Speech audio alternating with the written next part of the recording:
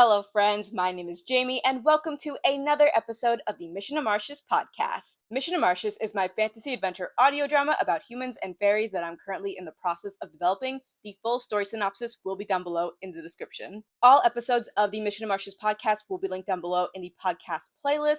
Last episode was about the fairies of Mission to Martius and their magic. Today's episode is about the inner workings of the Enchanted Cove, the main fairy society in Mission to Martius. We have a lot to cover today, so without further ado, let's get into it. I think the best place to start is with a map of the Enchanted Cove. Like how I did with Harmonia, I'm going to do my own creative, shall we say, interpretation of the Enchanted Cove map that I will insert on screen right now. Keep in mind that I am not an artist and that this was made with Canva and what Canva allowed me to do, so just be nice. But so the Enchanted Cove is like a big circle. Around the Enchanted Cove is this big stone wall created by the Earth Fairies. The wall was created during the Human Fairy War and is known for being impenetrable. The Enchanted Cove is organized by districts. Each fairy type has their district. The Earth Fairies have their district, the Fire Fairies have their district, the Fairies of Darkness, the Fairies of Light, the Flora Fairies, the Water Fairies, the Ice Fairies, and the Storm Fairies. Each district's geography reflects the fairies who live there. The Flora Fairies essentially live in this big garden. The Water Fairies are surrounded by rivers and lakes. You get the picture. I'll pop some of the references for each district on screen so that you can get the general vibes that I'm going for.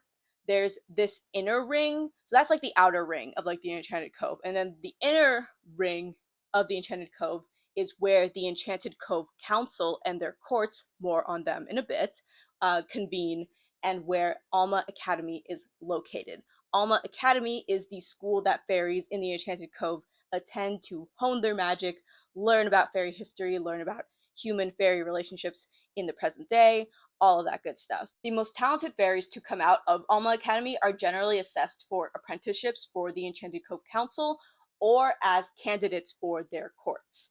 And then at the center of the Enchanted Cove is this massive tree, just enormous. This tree is known as the Tree of Balance. That is where the tree nymphs reside, and beneath the tree is the Orb of Control. I mentioned this in the last episode, but the Orb of Control is what it sounds like. It is this big mass ball of energy. The orb maintains the balance of nature energy across Reneya. It regulates the fairies' magic, all of that. And the tree nymphs, they monitor the orb. They are most attuned to the status of the orb and can feel when it has been disturbed. They can also stabilize the orb when it has been disturbed, though they can't fully control the orb's power and usually perform the stabilization process in groups. The Enchanted Cove Council is the governing body of the Enchanted Cove. They oversee the fairies who live there. They will intervene in the affairs of fairies in villages and kingdoms outside of the Enchanted Cove, but only at the request of those fairies. The council's main priority is the Enchanted Cove, and although they are the governing body, they also answer to the fairy elders. The fairy elders are often overlooked by fairies inside and outside the Enchanted Cove, outside of the council and even like their courts, because the fairy elders aren't empowered the same way the council is. They aren't held in the same high regard, but they are responsible for the systems and the institutions, or at least many of them, of the Enchanted Cove. So the fairy elders are believed to be some of the first fairies created by Alma. At some point, the elders lost their physical bodies, and their souls were tethered to physical manifestations of their respective nature elements. So the fire elder appears as a flame, the water elder appears as a small pool of water, the light elder is represented as a ball of light, so on and so forth. The elders have been cursed, so they are unable to speak with fairies besides themselves, but it's still possible to communicate with them, and they've got lots of things to say. Although the council, the Enchanted Cove Council, ultimately votes on issues and discusses them with their apprentices and their courts, they do receive instructions to an extent from the elders and will often go to them for their opinions on more serious issues. Don't mind the sounds. Luna, the cat, she is dragging her toy around. But so the elders are known for being difficult at times, but the council does their best to take their suggestions, which the elders treat them more like orders, but the council treats them more like suggestions, into consideration because it was the elders who helped guide the council in the early years after the Human Fairy War. As I mentioned in the last episode, the fairies that led the resistance in the Human Fairy War would become the Enchanted Cove Council as it is known today. Because these fairies are known for their power and strength from the war, it's sort of expected that their eventual successors will possess similar strength or strength that exceeds them. The Enchanted Cove Council is led by Ebony Diosporos, and the current members of the council are Tyra Gethin, Inferna Vulcan, Crystal Glacius, Terra Niobe, Oceana Neptunus, Lydia Helios, and Celine Sylph.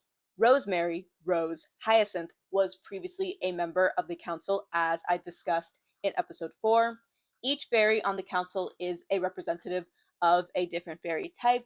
Tyra is the darkness fairy representative, Inferna is the fire fairy representative, Crystal is the ice fairy representative, Terra is the earth fairy rep, Oceana is the water fairy rep, Lydia is the light fairy rep, and Celine is the storm fairy rep, and Ebony represents the tree nymphs. When Rose was a member of the council, she was the flora fairy representative, but ever since Rose left the council, Ebony oversees the flora fairies. Each counselor is primarily responsible for the welfare of the fairies of their fairy type, but they are also responsible for various areas of life that impact all fairies in the Enchanted Cove. For example, Tyra and Inferna are responsible for managing the Enchanted Cove military and the system of courts. Each counselor has a court consisting of 11 fairies that are voted in by the fairies of the Enchanted Cove. Inferna also assumes the role of commander in times of war. Ebony and Terra are responsible for managing the infrastructure and housing of the Enchanted Cove. Ebony has also taken over managing the Enchanted Cove's hospital and healthcare system, which was previously Rose's responsibility. Crystal and Lydia are responsible for managing the job market. Lydia is also responsible for overseeing and managing religious proceedings. Crystal is also responsible for managing the Enchanted Cove research teams. These research teams primarily conduct experiments regarding the Rinaean barrier. Hello friends, just wanted to quickly jump in and talk about something I forgot to mention while I was filming. So Crystal's research teams consist of scientists and inventors who create the technology used in the Enchanted Cove. You're not going to see most of these things until later in the series, but the ones that you need to know for right now are the mirror communicators.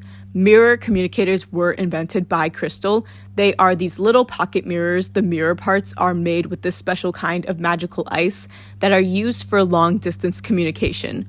Mirror communicators are used by fairies and humans alike, but it is worth noting that you will really only see humans using fairy technology in places where humans and fairies live together.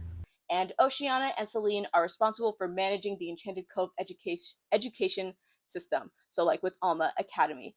Oceana also works with Crystal to manage the research teams. You will meet the entire council over the course of the series, but I'm only going to introduce the members that you will see in Volume 1 of Mission Martius for now. Starting with Madame Tyra Gethin. As I stated before, Tyra is the Fairy of Darkness representative on the Enchanted Cove Council. As always, here are references for what Tyra looks like. Tyra has wavy dark brown hair. She has deep magenta eyes and olive skin.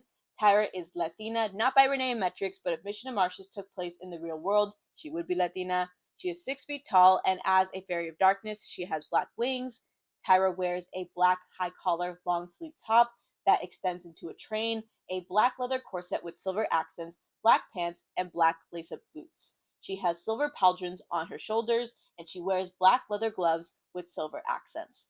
Tyra is the oldest member of the Enchanted Cove Council at 356 years old, and considered by some to be the most powerful.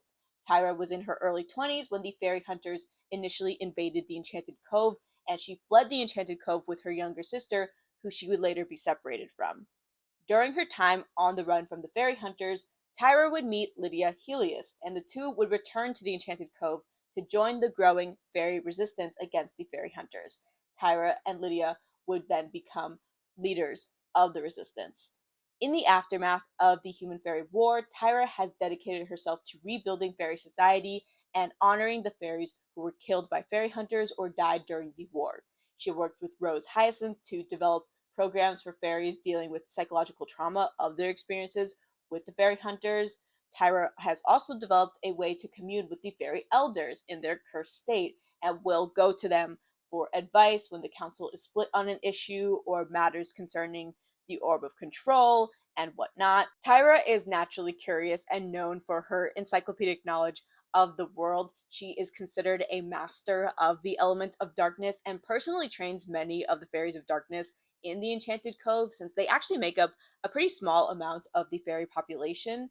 Despite having a kind heart, Tyra generally keeps everyone at an arm's length, even her friends on the council. She spends a lot of her spare time alone, either researching the world or teaching herself new spells, but when there's a matter concerning the fairies of the Enchanted Cove or the fairies outside of the Enchanted Cove, Tyra is always ready to meet it head on. Next, we have Madame Inferna Vulcan. Inferna is the fire fairy representative on the Enchanted Cove Council and the acting military commander during times of war. Here are Inferna's references. Inferna is black. She wears her hair in two bubble ponytails with gold clasps and red beads for the braids that are pulled in the front. She has brown eyes and deep brown skin. She is 5'10" and plus size, and as a fire fairy has pale red wings.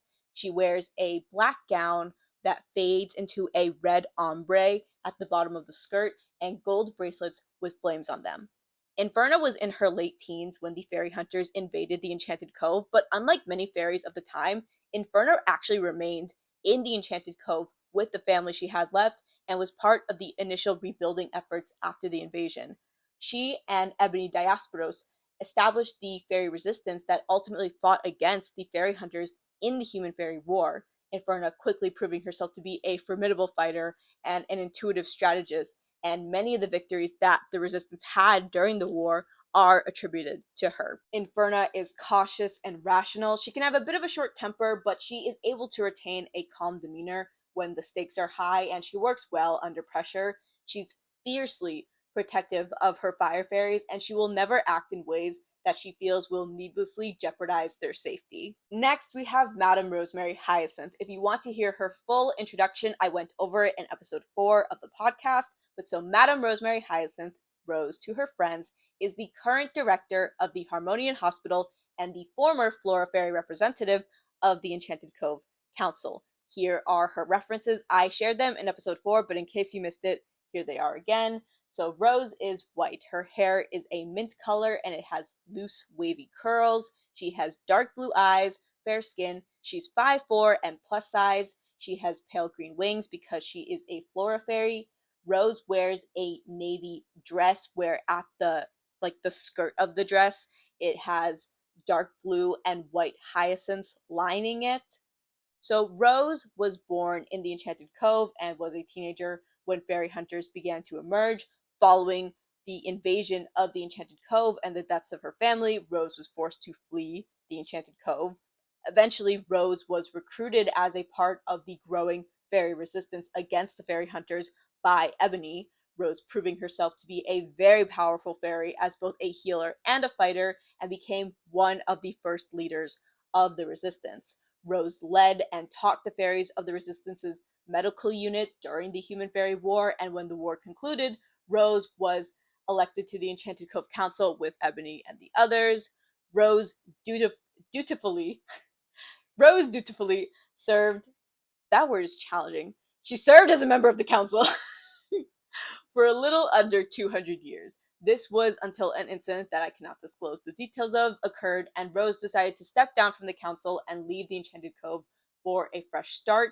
There is no bad blood between Rose and the rest of the council. Rose still very much considers them as her friends, but after this incident, it really changed the way that Rose viewed her life in the Enchanted Cove, and she has not gone back since. She eventually resettled in Harmonia and became the director of the Harmonian Hospital. Rose's unique position as a former member of the Enchanted Cove Council has allowed her to strengthen human-fairy relationships in Harmonia, neighboring fairy villages, and the Enchanted Cove. Rose is well respected by fairies and Harmonians. She's considered very sagely because she's lived so long and because she has a lot of wisdom about a variety of subjects besides just healing.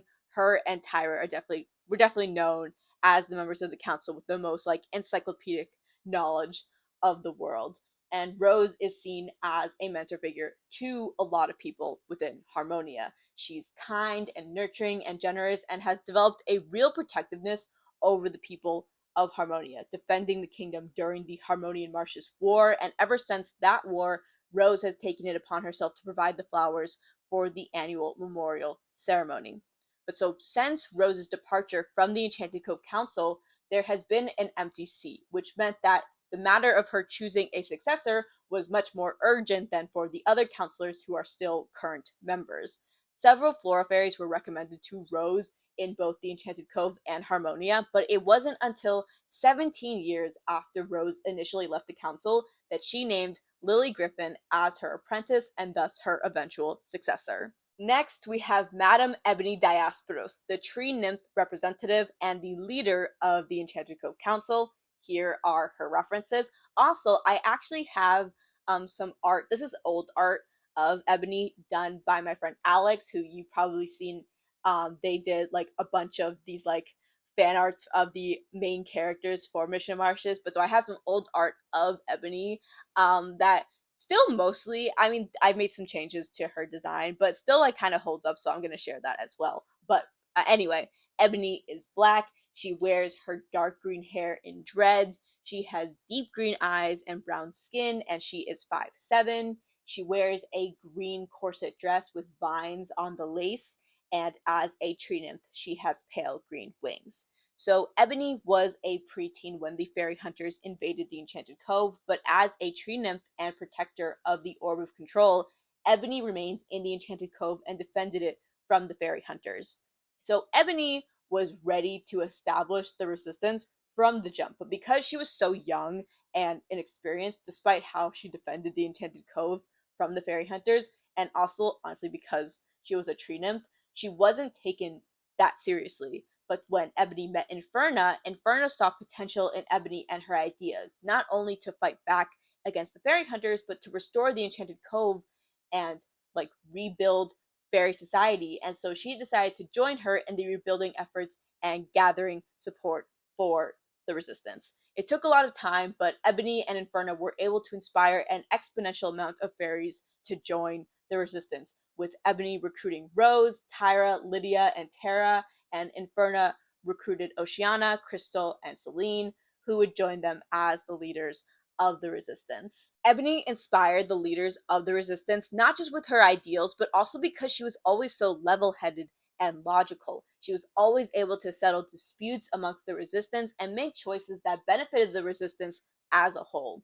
After the Human Fairy War, Ebony and the rest of the resistance leaders were elected to the Enchanted Cove Council, with Ebony appointed as the head of the council.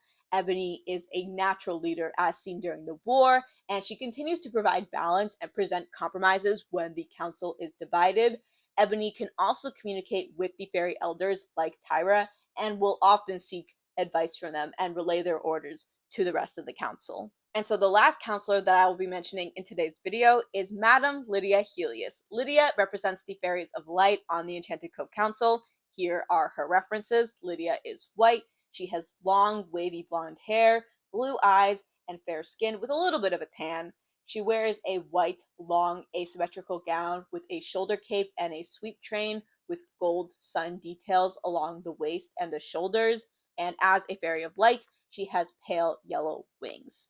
So Lydia is one of the youngest members of the Enchanted Cove Council. She was 3 years old when the fairy hunters invaded the Enchanted Cove. So for a huge portion of her life, being on the run from the fairy hunters was all she knew.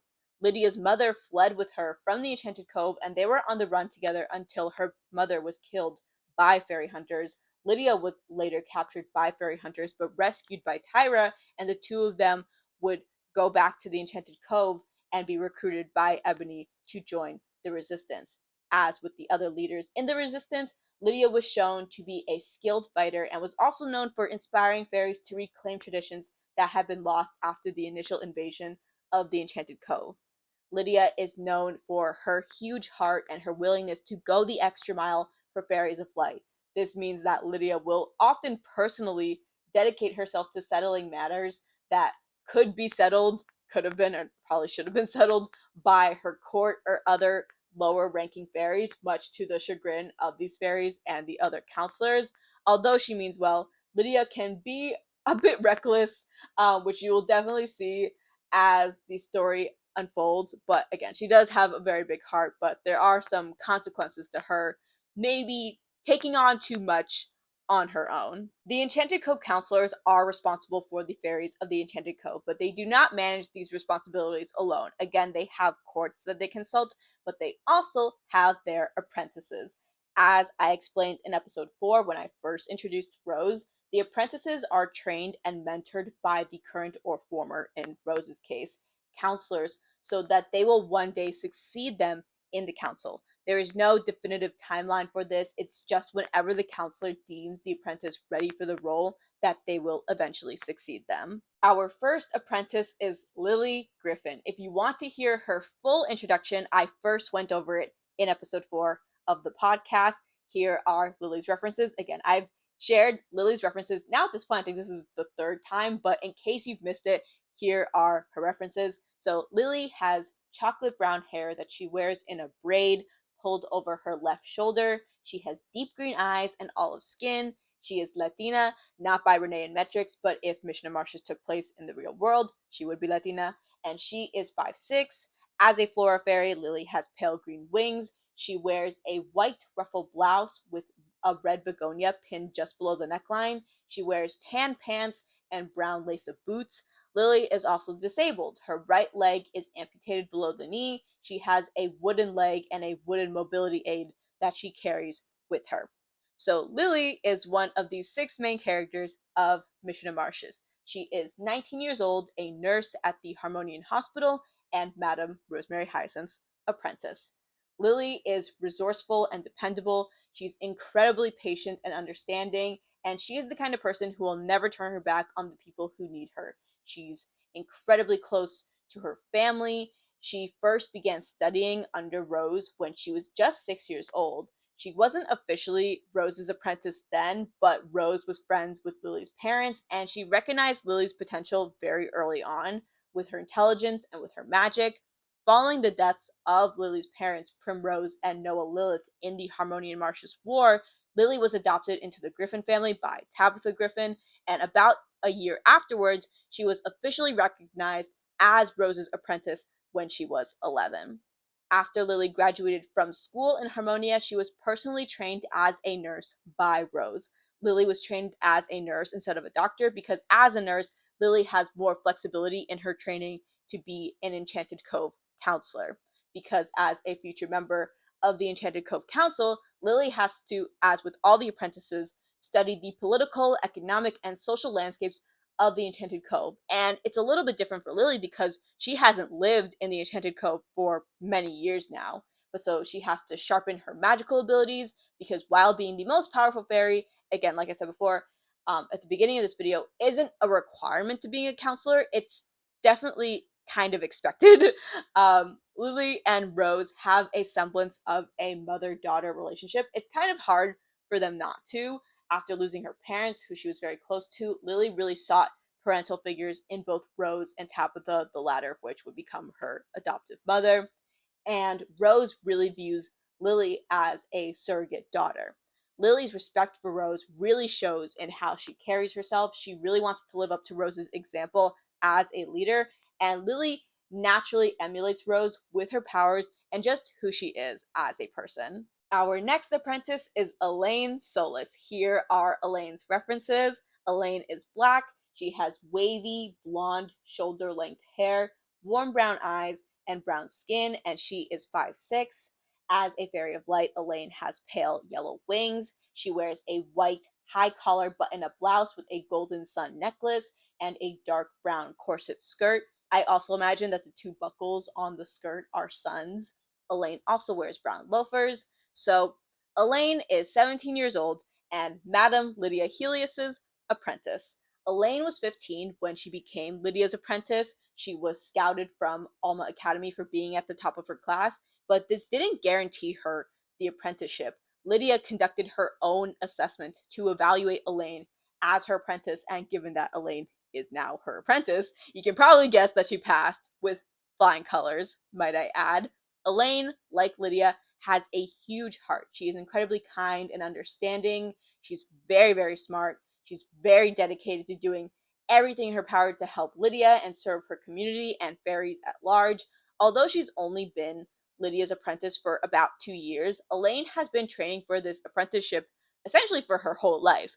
Again, she's always wanted to serve her community, and that was a huge driving force of her wanting to get this apprenticeship. But another big part of what motivated her was securing her parents' early retirement and funds for her younger brother's future. Elaine loves her family and was very adamant about making sure that they were taken care of, which Lydia was more than happy to oblige.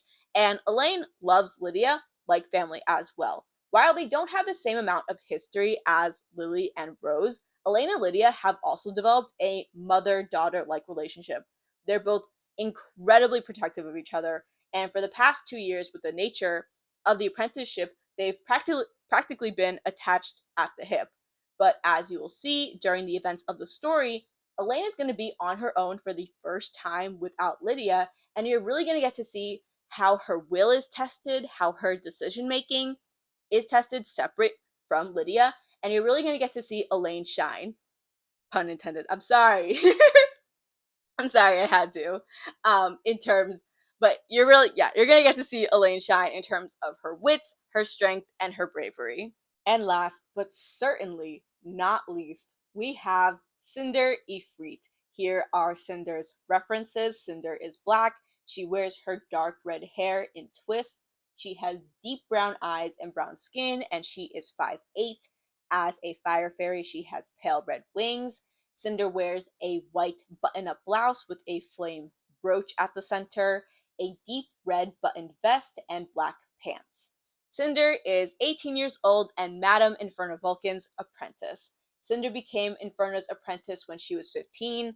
Like Elaine, Cinder was scouted from Alma Academy because she was at the top of her class, but she wasn't, also like Elaine, wasn't automatically chosen to be Inferno's apprentice. Inferno saw great potential in Cinder and wanted to personally assess her before appointing her as her apprentice. Inferno was looking for a strategic mind because assuming her seat in the council also means becoming the next commander of the Enchanted Cove's army. And Inferno got the strategic mind that she was looking for in Cinder. Cinder is not as analytical as Inferno, but she has good instincts and she's good at assessing all the options presented to her. Cinder is careful, but she's also more willing to take necessary risks than Inferno is. Although Inferno doesn't always agree with this, she really values and appreciates Cinder's perspective and insight, and her ability to challenge her when she feels like Inferno is wrong, which is what really solidified her as Inferno's apprentice. Cinder is much more laid back than Inferno, but this lends to her also being good under pressure. She's incredibly loyal to Inferno and the people she loves. Cinder is a ride or die kind of girl. When she is in your corner, you've got someone who will fight for you no matter what. Inferno and Cinder are very close. Again, that's just kind of the nature of the apprentice counselor relationship, but their relationship is definitely more professional than Lily and Rose's or Elaine and Lydia's. It's not all work and no play, but Inferno is pretty formal, and so most of her interactions with Cinder are also pretty formal. This doesn't bother Cinder though, especially because it's a lot easier to convince Inferno of something when she's putting her personal feelings aside, as you will definitely see as the events of the story unfold. Alright, my mic died, but we're at the end of the video, so it's okay. That is all I have for today's episode of the Mission to Martius podcast. Thank you guys so much for tuning in. Another very long one, but I hope you guys enjoyed it. Also, I know I probably had to cut at a lot of points throughout this video because Luna, my cat, decided to be just very crazy throughout the course of me recording this video. Usually she's pretty good when I'm filming, but today she was like, no, I'm gonna make all the noises, all the sounds at all the most inopportune times, but it's okay. She's actually chilled out now, which of course now she's chill when I'm ending the video, but whatever. The next episode will be out on November 6th, and that is when I will be giving a proper introduction, finally, to the titular kingdom Martius, and most importantly, its queen. I think Luna just meowed. I will get her in a sec. But I'm going to be talking about Martius and Queen Reya Marian. Yes, Luna, I know, I'm coming. I know. If you have any questions about Mission to Martius, leave them down below in the comments. I will do my best to answer them. Once again, that is all I have for today's episode. Thank you guys so much for tuning in. I hope to see you guys in the next one. Okay, Luna. Luna's like, end the video, please. Bye, guys.